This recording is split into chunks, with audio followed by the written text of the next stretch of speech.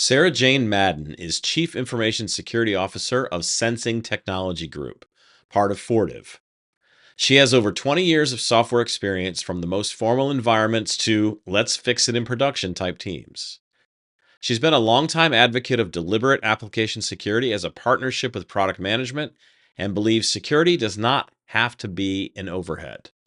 Sarah-jane joins us to discuss her talk at OWASP Dublin, Far from Greenfields, Introducing Threat Modeling to Established Teams.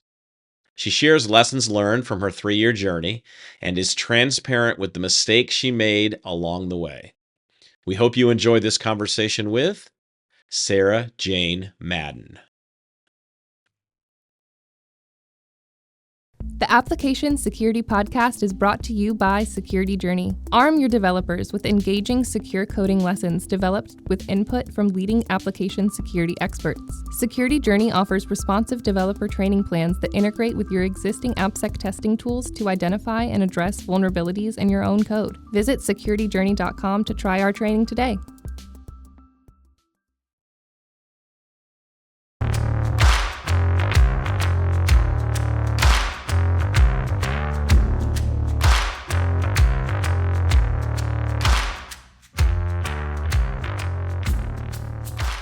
Hey folks, welcome to another episode of the Application Security Podcast. This is Chris Romeo. I'm the CEO of Curve Ventures and I'm flying solo today.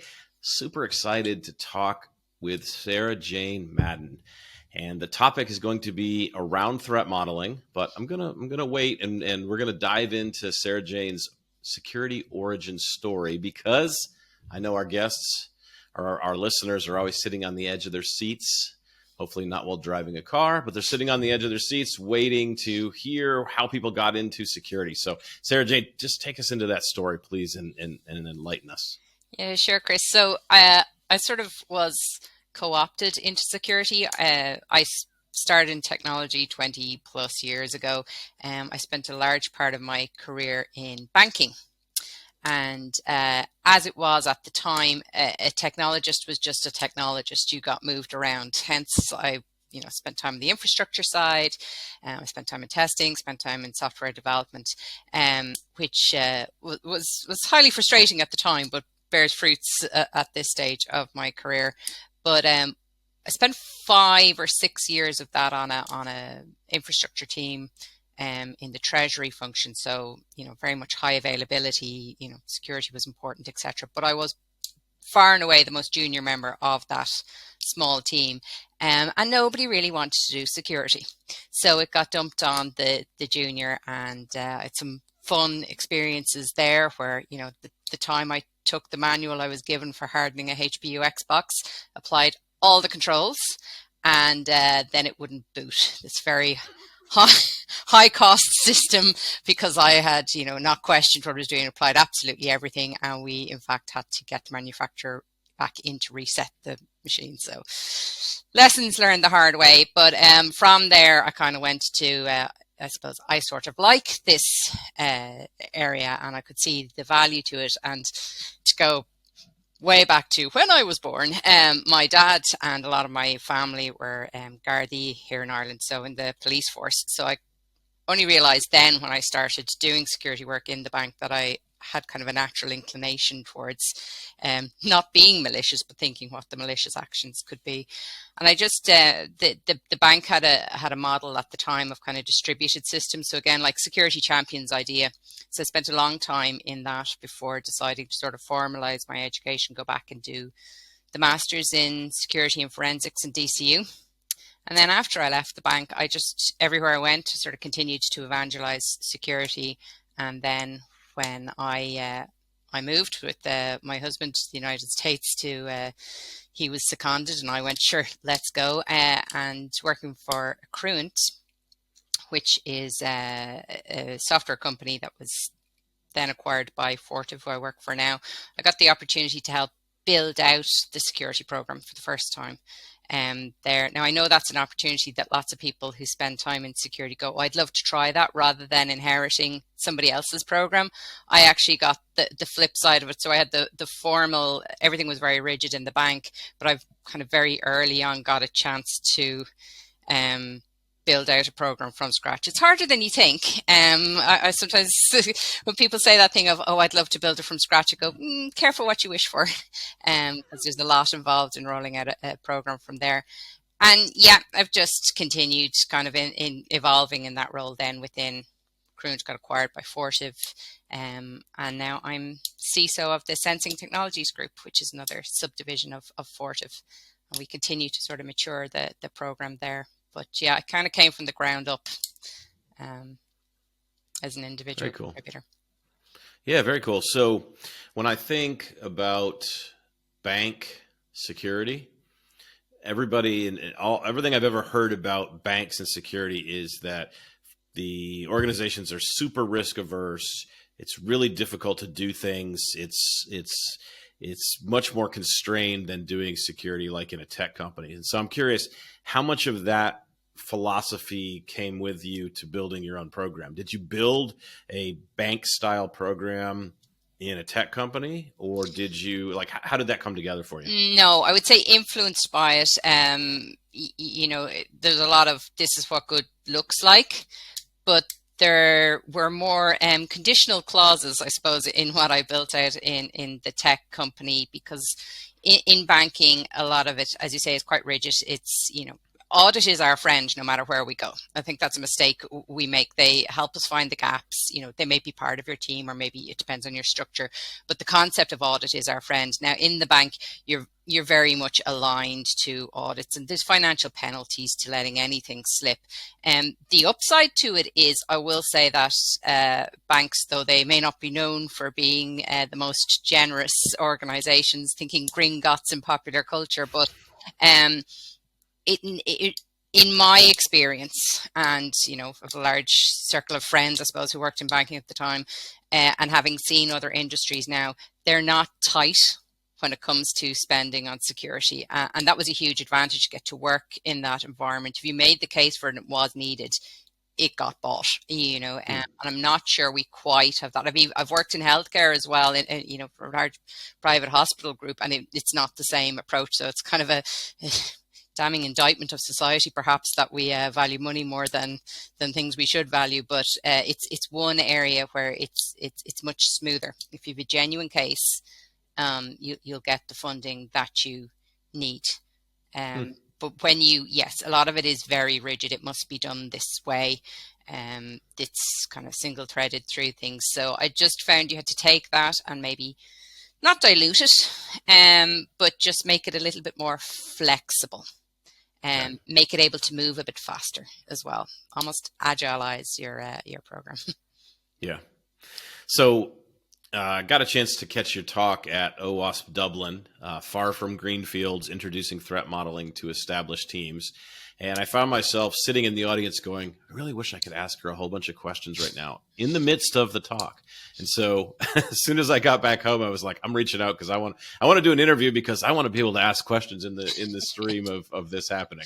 It's really rude if you do that at a conference, I found, if you just sit there and ask questions in the front row, while the person's talking. So, but I'm super excited to just kind of dive deeper into what you were talking about and ask some other questions about it. And so, kind of from, I guess, a place to start here, from your perspective, what are the unique challenges of introducing threat modeling to well-established software teams? And maybe give us some context about, you were telling me a little bit before we started about, everybody thinks of threat modeling is always thought about as it's almost like the perfect state.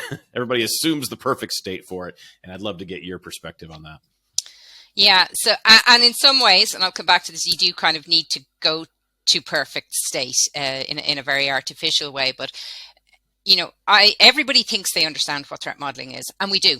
Okay, we do it from the moment we get up in the morning, whether you're a tech person or not. Subconsciously, you threat model. You think, what am I trying to do? What could possibly go wrong? What am I going to do about it? Whether it's pouring your breakfast cereal or, going out on a motorway. And the problem with that, when you bring it into teams, and it is a more, I'm definitely not going to sit here and tell you how to threat model. There's much more qualified people who could do that. But when you bring it into teams, that ready acceptance of, I know what it's about, can be a bit of a challenge, because everybody just goes every which way doing it. Now, coupled that with what I found was that there's lots of material out there, and I encourage anybody who's interested in threat modeling, and that should be everybody, to go, leverage all that material. It's really good stuff. And the community has been very good in giving a lot of that, pro bono out there. So you can get started and get to know what you're talking about without spending a penny, just your own time. The problem is, for simplicity and to make the ideas nice and clear, everything is based on, the notion of greenfield sites, of, or maybe startups or fresh ideas, etc. The reality is that many of us, I won't say most of us, but a lot of us, we're not working in greenfield sites. I was working at the time with very successful software teams where the software was older than some of the developers. Now, or the product was older. I'm not saying the given code they were working on, but the project, that's the true measure of a successful piece of software, is if it's people are still using it and it's, critical to their business 2 decades on. That's brilliant. Okay, then we've made something that really makes a difference. When you go to then try and retrofit, hey, here's how you threat model, start with your design, because it's very much shift left, is you're suddenly looking, whether you've modernized the software or you are dealing with a monolith, is kind of immaterial. You're still dealing with a bit of a mammoth task. You may have good practices like places like the bank where you literally everything has to be diagrammed and whatever, or a lot of this software can come from the oldest startups in town, and it means that maybe there isn't the same rigor there. And if you go to sit down and try to threat model without your, a diagram and a good understanding of the system, you're wasting your time. You might get some, mad ideas. Oh, this could happen, but you're not really getting the value of kind of the systemic approach that threat modeling gives you. And that's, where do you stop or where do you start with a team that has a large application like this? And that's what I found the books kind of didn't tell us. It was all like, so you've got this perfect world, you've got this well understood product, you've got your documentations, a lot of them, you could go and Google there how to start threat modeling and somebody say, take your diagram. Here's where you insert the kind of oops moment and go, what happens if you don't have one? So asking a team to go back and, for example, diagram 20 years of software development, it's not practical. So that's where we had to kind of modify how we approach this. Made lots of mistakes along the way. Probably didn't have the realization originally that the everything I'd read, everything I heard didn't apply, but sure learned it along the way. And you have to break it down for more established teams. You have to say what fits now, what can we do, what can we continue to do. That's really, really important. What can we continue to do?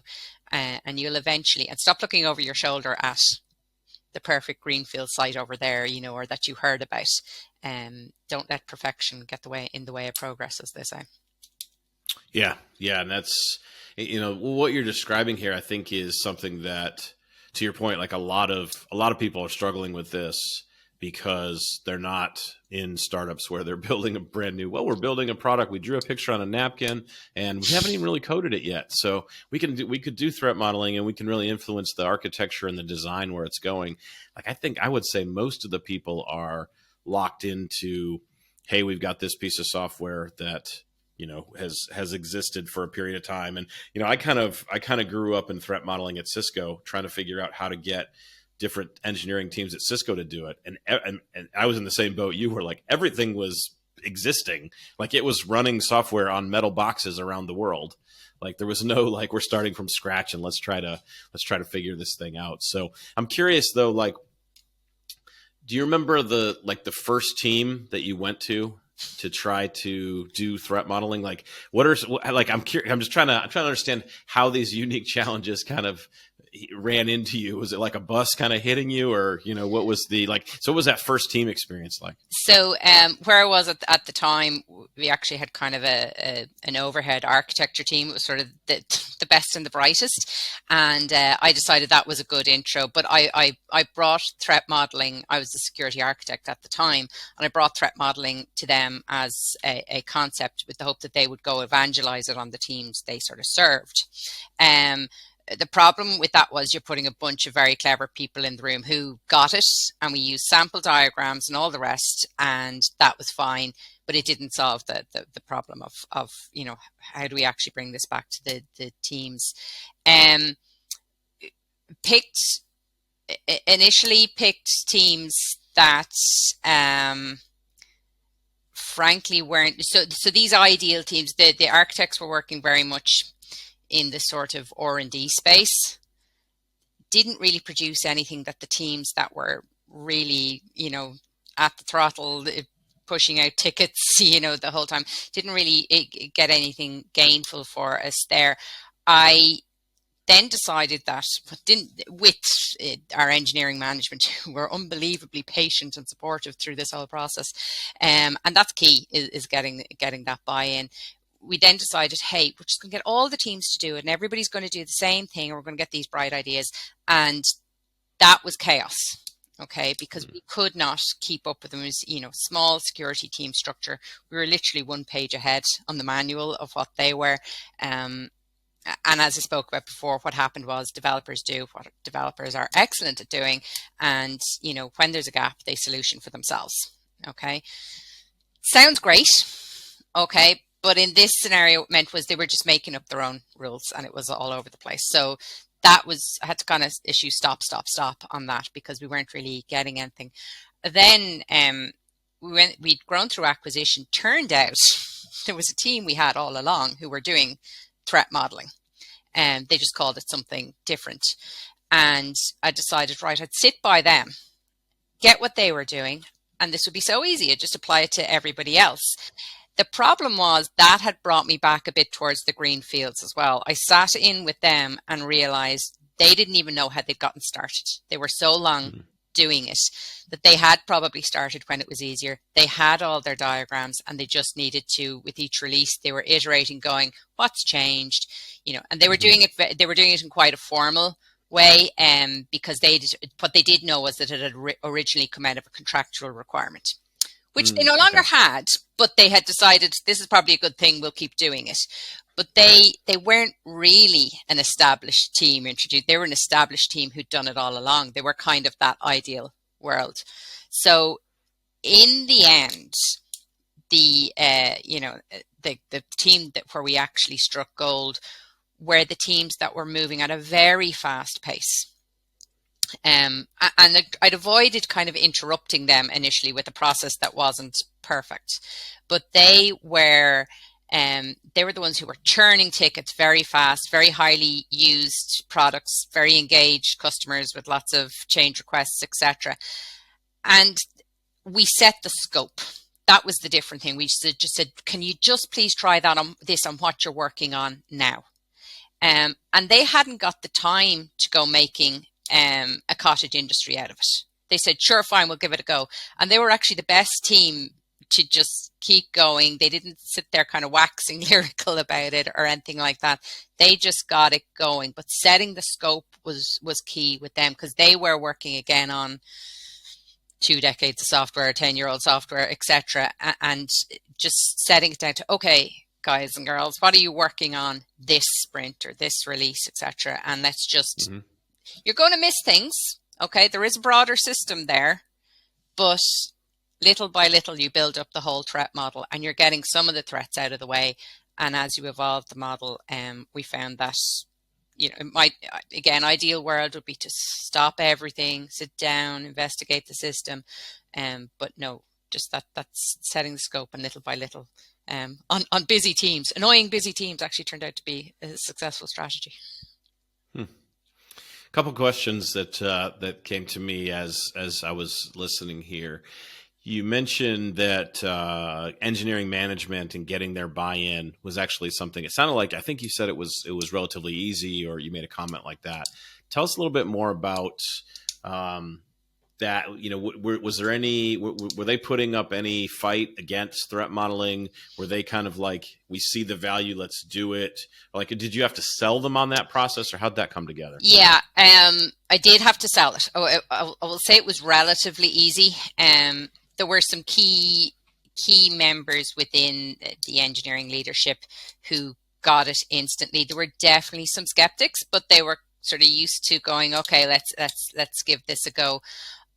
I'd done so much research, so I was very convinced of the value of this, and I think that's kind of the first hurdle really to get over. So I'm no salesperson, nor ever will be, but in that term, because I was so convinced of it, they were convinced too. Having background as a developer, so knowing what I was asking the teams to go and do, I think was a key thing as well. I wasn't just coming in as a security person going, whatever you people do, you're going to do this as well. So you have to bear in mind, I was asking to introduce another obstacle to releasing a piece of software. It was another thing to be done. I'm a very firm believer, though, that security is a quality measure. And, the teams I was with at the time were very quality focused, and I came at it from that point of view. It was a slight mistake, though, on my part initially, that I didn't understand the why. I did understand it at that high level, at that almost greenfields, this is good practice, almost academic level of why we were doing it. And I convinced them on that basis. But when it started to go wrong and I sort of needed to convince again, and I needed to convince kind of tiers of engineering, I found going back to Jira, and I absolutely stumble around in the dark in Jira. I'm no Jira guru, but I had the thought of, okay, how can I show something if I could find a ticket that wouldn't have happened, that we could have reasonably predicted through threat modeling? And we had various security tags and whatnot in Jira. And I went through it and I actually found multiple instead. And that helped me identify teams that were kind of ripe for threat modeling, because I was able to say, hey, in the past 6 months, you've had this, this, this, and this, all after production, and that pain was always fresh with them then. We possibly, I never made any promises, but we possibly could have spotted this with this new practice. So you're kind of coming at it from two sides.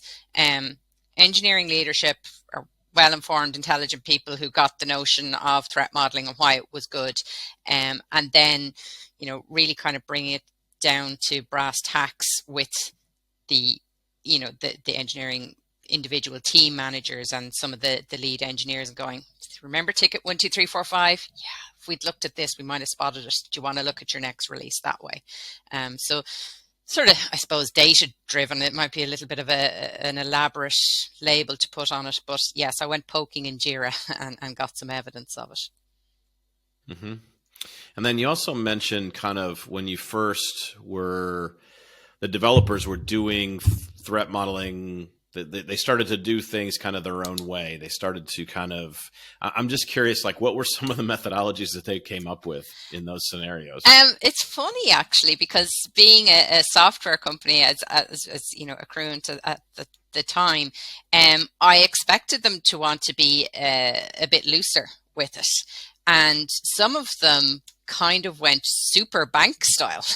They were like really heavy and really rigid about what they did. They were really invested, and they went off and educated themselves. But what they did was, in one instance in particular, I remember one team, it was like they'd gotten everybody's methodology from the internet and merged it all together so that you had to do all the things. And basically, there was never going to be another single piece of software released on that team if they kept following it that way. They'd given themselves so many tasks because they were aiming for perfection. Nothing was ever going to get out the door again. Very rigid. Lots of everybody who'd put a template up there to help them, they'd adopted that. There was going to be so much paperwork. It was ludicrous. There were other teams who, like, threat modeling is that bit of it, just like development, there's science and art. Okay, so you don't want to curb the enthusiasm. You don't want to squash the creativity. some teams had looked at it, and in a very logical way, we had talked about tools, but if you're missing the point if you're just using tools to do threat modeling. And they'd gone, well, if I just draw the diagram, shove it through the tool, see what comes out and resolve that, done. Jobs are good. And this was prior to ChatGPT or anything like that, applying intelligence to it. So we had different extremes. We had teams that had they'd magically reduced threat modeling on, an older product, a more mature product, down to a 10-minute exercise. And when you dug in, it was like they were just shoving a diagram through Microsoft threat modeling tool, see what came out, marking most of it as a false positive, and away they went. And then others, it was overly heavy.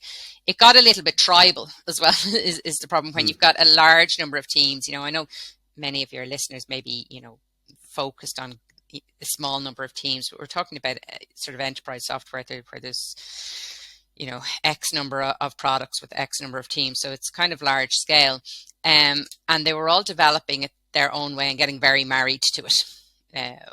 Was the problem. Whereas you want shared knowledge. There's an advantage in standardizing this, or kind of any other practice, but when you've got large teams, because one, it allows for developer sort of portability. It gives them opportunities to switch to other teams if things are being done mostly the same way. There'll always, for tech stack, and that be little aberrations there.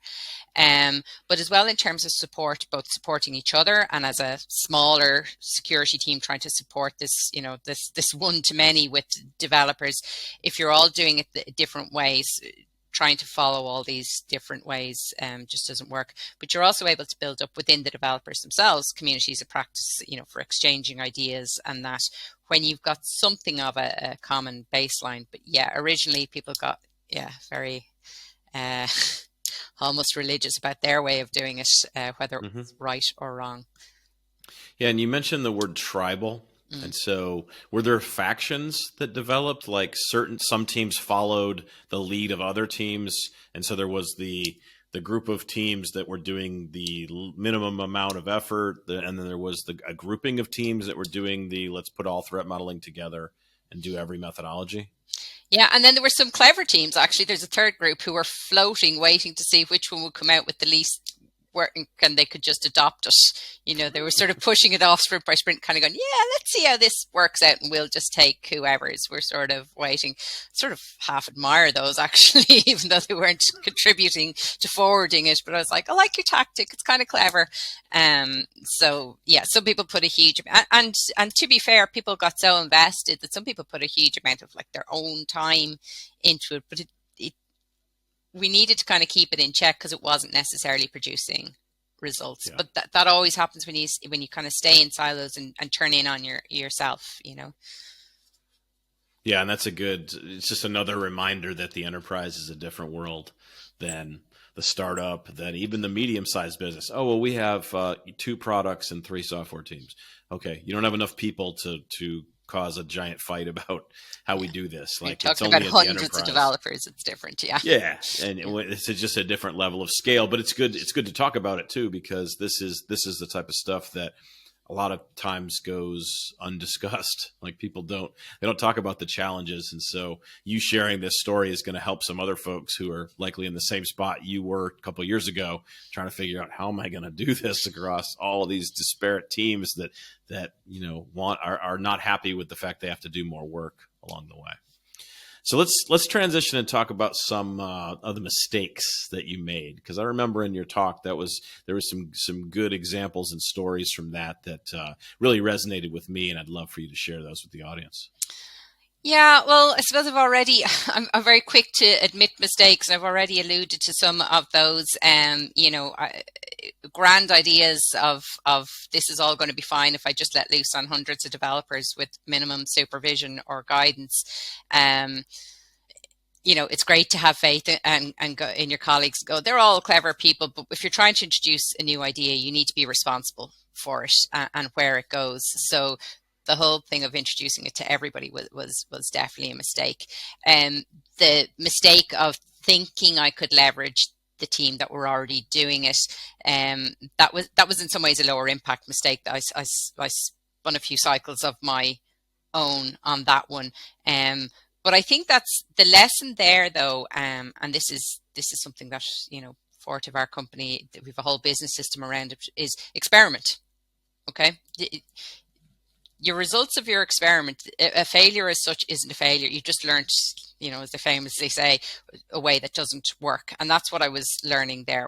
But it was also learning that it was possible on big systems to do this. So there was good came from that, even though what I went in to do, which was like steal their homework and bring it to the other teams, didn't work. I learned lots of other things from them. So even if you feel like you're facing failure, I'd say sit back, get a cup of coffee and go, what have I learned from this to move forward, and help it formulate your next experiment.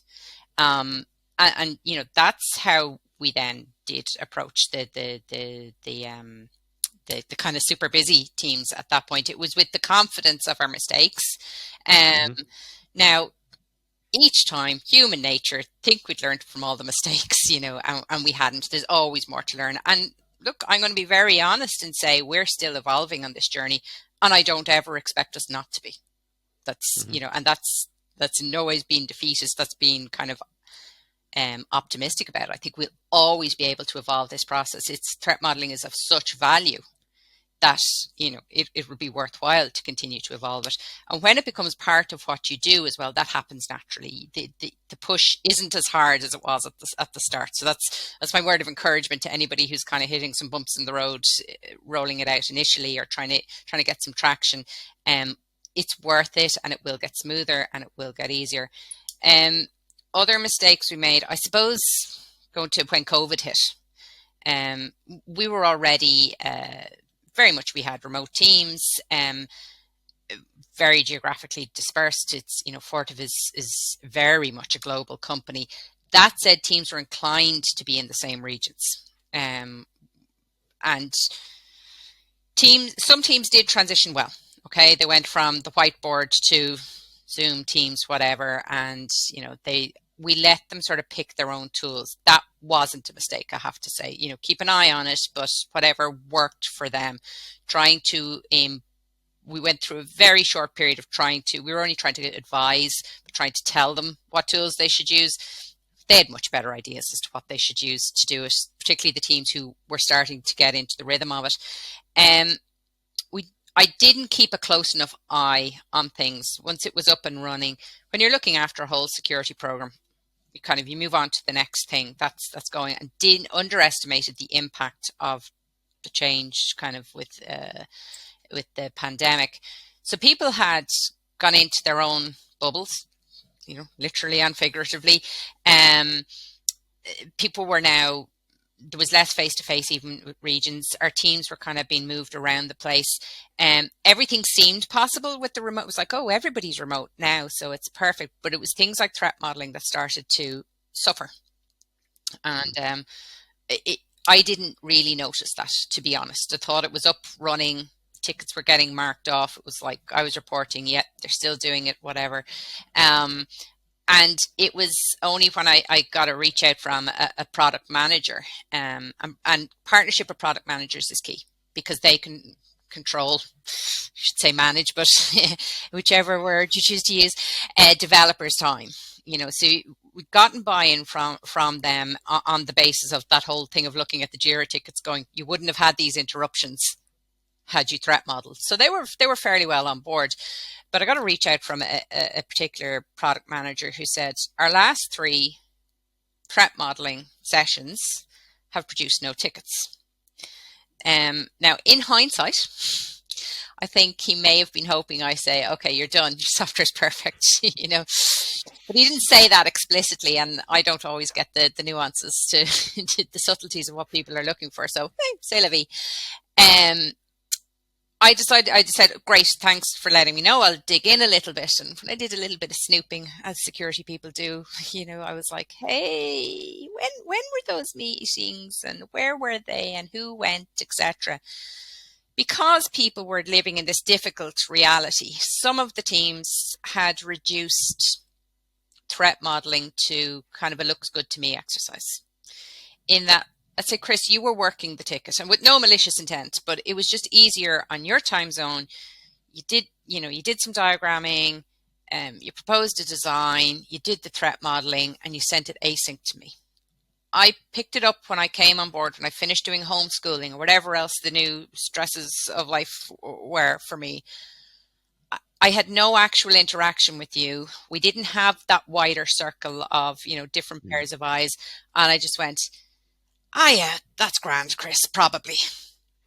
And they'd taken the edges off the threat modeling process. So somebody was diagramming it, somebody was sticking it through a tool, and somebody else was having a look. So the collaboration was the piece collaboration had just been watered down. Now, it wasn't true of all teams, but it was definitely true of teams that were more physically separated. That this was happening, because it was just hard to get time together. But what that showed, that I think we could bring forward, pandemic aside, because remote teams have huge advantages, but was that you really do need to get together for threat modeling to kind of address creator blindness. Creator blindness is one of the best things that threat modeling addresses, because nobody designs a system to be vulnerable, or if they do, they really need to take a hard look at themselves as to what their motivation is. But nobody typically goes out to do that, just like nobody designs any bug into their system, any, quality issue. So you need other eyes to come and look at it, and you need people to ask questions that they don't know the answers to. You have to encourage that safe space thing, kind of. This is not about me saying, oh, I see what's wrong and here's how to fix it. You can ask the question, go, sorry, how does that get from there to there, and what's to stop me doing X to it? And you miss all that when you reduce it to a quick diagram, shove it through a tool, and send it on to somebody else. But we caught it because of that, whatever the intention of the product manager was. He became something of the hero that we could have lost a lot of ground during that time, and we didn't. We had the opportunity to reset. We got back in. We did working sessions with the teams. We then found there were several teams that were kind of falling into this pattern. And it was very important to make sure that they were working sessions, that they weren't meetings. They weren't check-in, hey, here comes security because you've done a bad job. We're going to make sure you're all, doing things as they should. It shouldn't be a checkbox exercise. So we come in, sometimes just our job to ask the stupid questions, and get that conversation flowing again, and make sure people are, as you said, make sure the collaboration is there. They know the system way better than us. I'm highly opposed to this notion that you can hire security unicorns to drop in on a product that, engineers have been working on day and night for X number of years, and they're just going to magically, of course they can bring expertise, but magically take all the security issues away and resolve them better than you can do. And that's something I'm with you there. Yeah. I don't think that's I've never seen it. People can dream about it, but I've never seen, like, I whenever I go to work on a new threat model with a team, like I do a lot of the same things you're discussing here. Like, I ask questions. Sometimes I know the answer. Many times I don't know the answer. Many times I don't know if the answer is even realistic or if it's a crazy question that I'm asking. But I'm throwing it on the table just to get conversation going. And I don't care what the actual answer is. I'm just trying to get people that are being quiet to start saying, they might be like, oh, that's not how it works at all. Oh, well, then I got a reaction from you, which means you're now in the game. So that was kind of my approach in doing it. So if I draw out a couple of, best practices based on what I heard you say about remote threat modeling, one of them was let them choose the tooling that they're going to use, for collaboration or whatever, instead of trying to mandate, oh, you have to do it in a Teams meeting in this way. Let them choose, make them working sessions. They're not meetings, they're working sessions. So words mean things. And by changing the wording of what you're calling it can change the perspective. And then, ask lots of questions to help them unlock where they are. Any other best practices that you would throw in from the remote I'd go back to perspective? the tooling thing and say, if that all sounds a little bit loosey-goosey for somebody out there, mandate the output. So this is what you've got to achieve. How you achieve it with, make sure you're licensed for whatever you're using and have budget or whatever, but how you achieve it is up to you. And just mandate the output. And that gives teams something to threat modeling is something that can get out of control very quickly. So give people some fixed points, okay? Yeah. Both in terms of mandating the output, setting the scope, exactly how much of, particularly with these established teams, how much of this do you expect them to threat model at the time? And, the short answer there really is whatever makes sense. But that can be a harder thing to establish than it sounds.